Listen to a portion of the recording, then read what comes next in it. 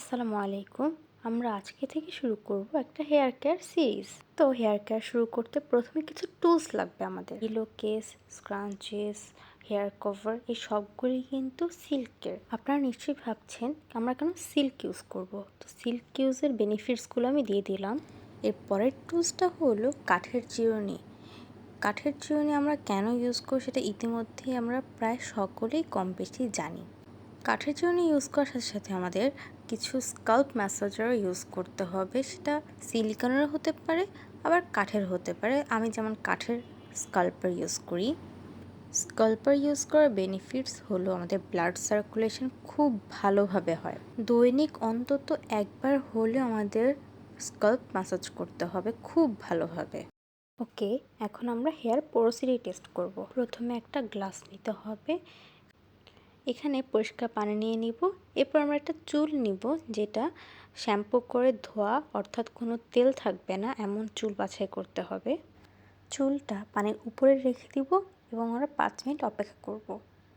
5 minute পর দেখলাম চুলটা উপরে ভেসে আছে, মাঝে অথবা নিচে পড়ে যায়নি, অর্থাৎ লো পোরোসিটি।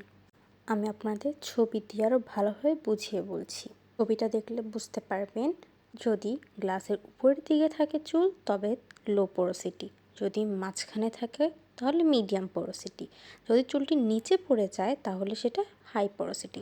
এবার আমরা হেয়ার কেয়ারে চলে যাব। আজকে বানাবো টোনার। টোনার হিসেবে আমরা রোজ ওয়াটার নিব। আপনারা যে কোনো রকমের রোজ ওয়াটার নিতে পারেন।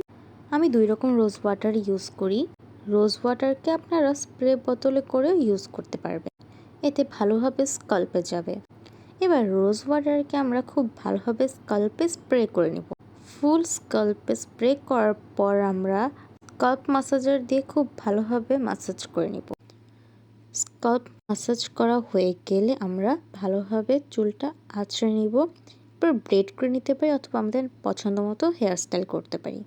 রোজ ওয়াটার ইউজ করার বেনিফিটসগুলো হলো ড্রাই স্কাল্পকে হাইড্রেটেড রাখবে, ড্যান্ড্রফ রিডিউস করবে, স্কাল্পের পিএইচ ব্যালেন্স রাখতে সাহায্য করবে, হেয়ারকে শাইন দিবে ও এক্সট্রা ফ্রেগরেন্স অ্যাড করবে। That's it, all for today. আল্লাহ হাফেজ।